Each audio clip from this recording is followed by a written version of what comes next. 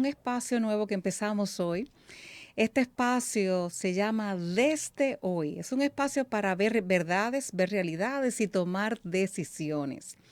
Decisiones que se van a tomar desde hoy. Muy a menudo vemos y escuchamos mensajes, charlas, conferencias donde estamos hablando de muchísimas cosas interesantes, verdades que nos despiertan, nos ponen a pensar. Sin embargo, nos quedamos sin tomar decisiones y peor aún, nos quedamos sin accionar. Así es que soy Ángela Merán, estoy aquí feliz de estar con ustedes y dispuesta a una aventura maravillosa en este espacio que se llama Desde Hoy.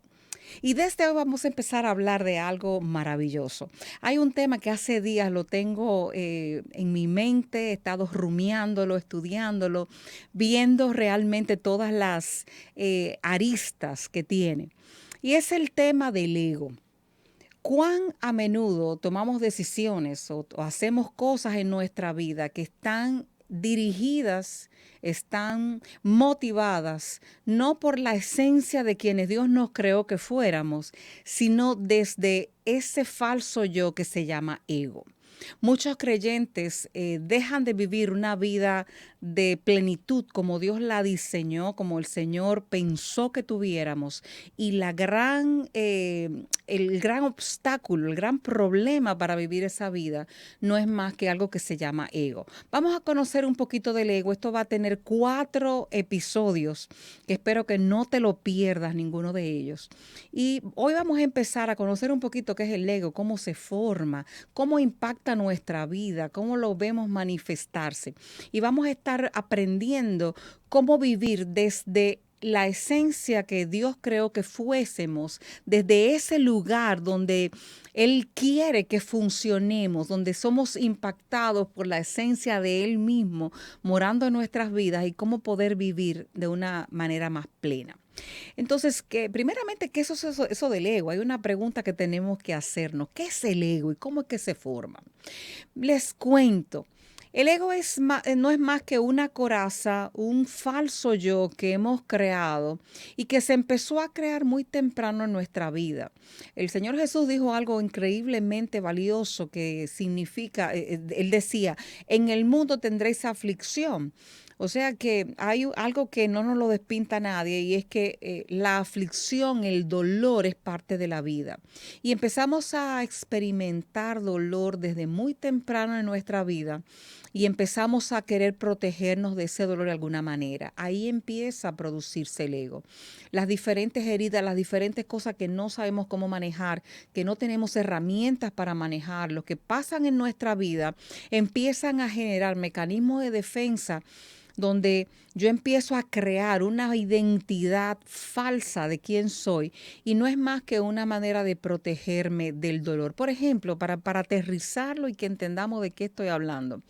Por ejemplo, un niño que crece en un hogar donde hay ausencia de afecto físico, donde tiene padres distantes, y eso le hiere profundamente, puede decidirse a funcionar desde una de estas estrategias. O por un lado, puede estar empezando a hacer crisis en el sentido de llamar la atención, portarse muy mal, hacer cosas que molesten a los adultos para que por lo menos, aunque sea con un castigo, me están poniendo atención y se acostumbra a funcionar de que para yo conseguir atención necesito hacer algo que genere molestia en otra persona y eso se va traduciendo en el transcurso de la vida y va tomando otras formas, quizá un poquito más adulta, entre comillas, pero a fin de cuentas es una persona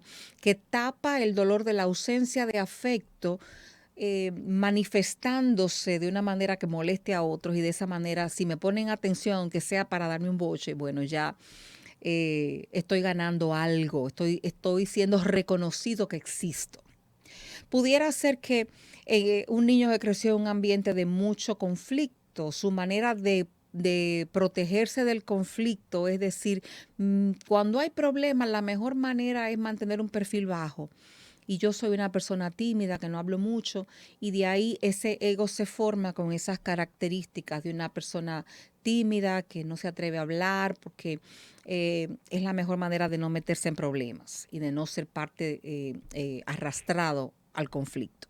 Hay mil formas. Puede ser que la manera como ese ego se va desarrollando es con la creencia que dice, mira, si yo no me protejo, si yo no me defiendo, los demás se van a aprovechar de mí. De ahí surge una persona con un ego avasallante, un ego que no es abierto emocionalmente a otras personas porque la gente me va a lastimar y de ahí.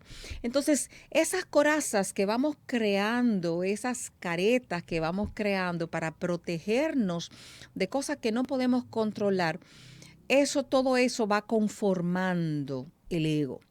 Y el ego no es más que una versión distorsionada de quien Dios me creó que yo fuera. El gran problema de eso es que nosotros venimos al Señor y muy a menudo venimos al Señor desde la sinceridad, pero al poco tiempo viene la versión religiosa de nosotros mismos, que no es más que la versión del ego. Y entonces ahora yo entiendo que yo me merezco o no el aprecio de Dios, la bendición de Dios, la ayuda de Dios depende de cómo me comporte. Y que el que no se comporta de la misma manera que yo, ese está en condenación, ese va para el infierno y ese está mal. Eso no es más que un ego religioso. Y muy a menudo me temo que nosotros que tenemos más tiempo en el Evangelio, estamos educando a creyentes nuevos a funcionar desde un ego religioso, más que desde la identidad, la transparencia, la esencia de quienes somos. Y eso se manifiesta en muchísimas situaciones diferentes. Ahora, ¿cómo se manifiesta ese ego a lo largo de la vida? Bueno, ese ego se manifiesta en nuestros temores. El tipo de temores específicos que yo tengo está dentro de mi ego. Esa nueva criatura, esa esencia que Dios creó en mí, no tiene temores. Sin embargo, nuestro ego está plagado de temores. Temores a la vergüenza, temores al abandono, temores al rechazo. Y desde ahí yo funciono y reacciono a través de la vida y a través de las diferentes circunstancias. Ese ego también se manifiesta a través de vacíos. Hay vacíos profundos que cada una de esas heridas que ese niño sufrió y desarrolló ese ego, viene acompañado de una serie de vacíos, vacíos que yo voy a querer llenar. Por ejemplo, si yo tengo un vacío de afecto, voy a estar buscando llenar ese vacío de alguna manera y muy a menudo de una manera no sana, porque el ego no es sano. Nada de lo que el ego hace es desde la sanidad. O puede ser que mi vacío sea de validación y por muy a menudo usted ve gente que anda publicando sus logros, anda haciendo saber a todo el mundo lo que ellos hacen, lo que han logrado, lo maravilloso que son. No es más que un ego con grandes vacíos de validación, que anda buscando que otro ser humano lo valide y lo apruebe y que eso le dé un cierto significado a su vida. Por eso, muy a menudo lo que nos molesta de otra gente, el ego del otro, cuando lo vemos manifestarse, empezamos a veces a reaccionar desde nuestro propio ego. Ay, qué mal me cae fulano.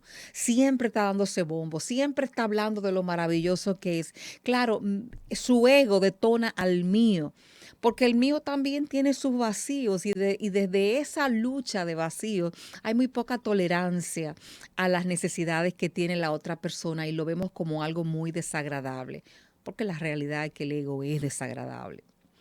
Eh, Otra cosa que vemos en ese ego, cómo se manifiesta a lo largo de nuestra vida, está plagado de mentiras. El enemigo se ocupa de plantar una cantidad de mentiras acerca de quiénes somos, acerca de cómo es la vida, acerca de las diferentes realidades, acerca de otras personas y lo más terrible es que crea muchas mentiras acerca de Dios. Entonces, estamos tomando decisiones a lo largo de nuestra vida a través de una cantidad de mentiras, temores y vacíos que el enemigo ha infundido, nos ha convencido de abrazar en esta falsa personalidad, de este falso yo de quienes somos, que se llama ego. Y claro, el ego está plagado de orgullo.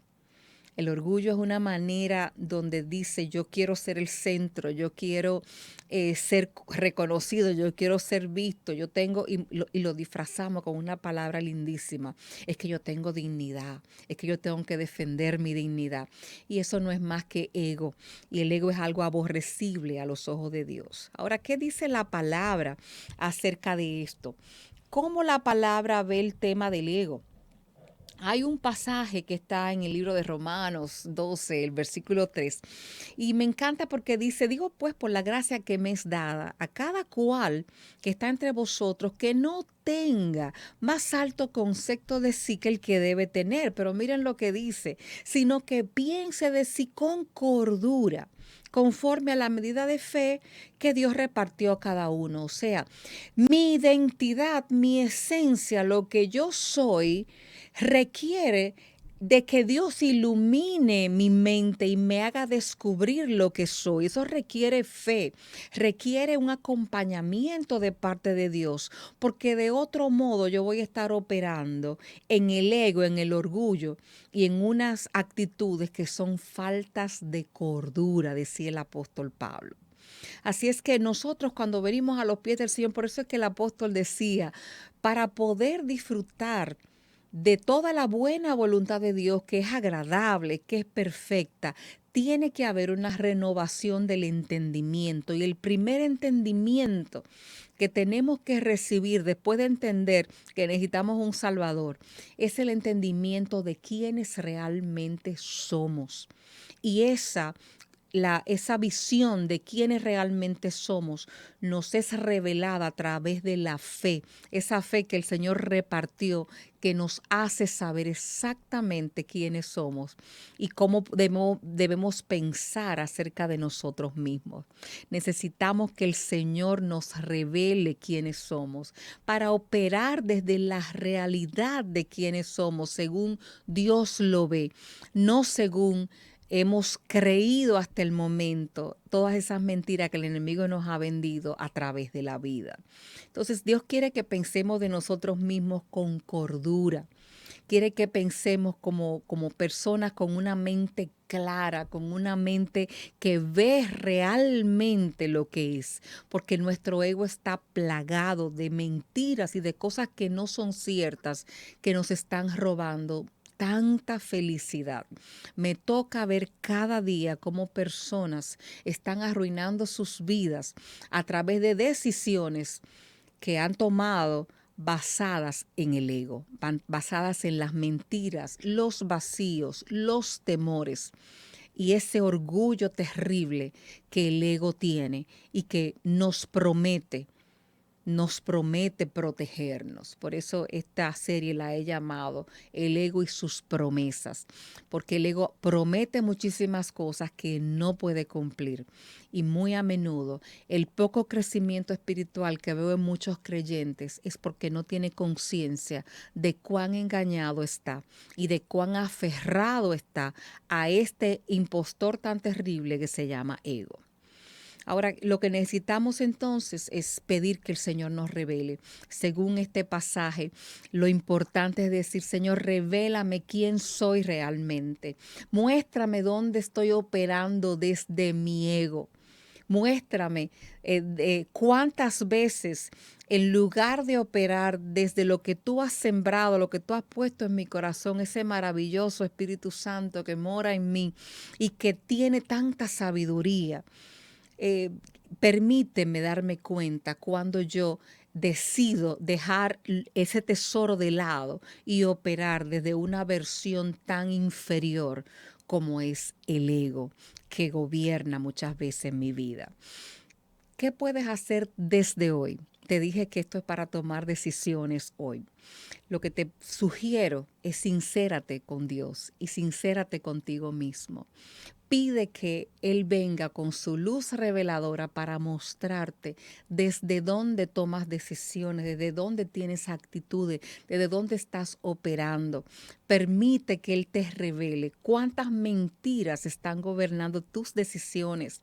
Permite que Él te muestre cuántas cosas, contrarias a lo que es su esencia y su persona y su voluntad, están gobernando las acciones y aún las palabras que salen de tu boca cada día.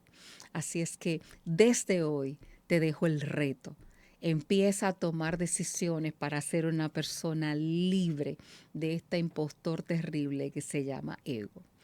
Hasta la próxima vez, espero verte. Y si tú sientes que esto ha sido de bendición para ti y quieres compartirlo con otras personas, comparte, comenta. Y si te gustó, pues dale like. Así es que nos vemos en la próxima entrega de este encuentro que tendremos con frecuencia que se llama Desde Hoy. Hasta la próxima.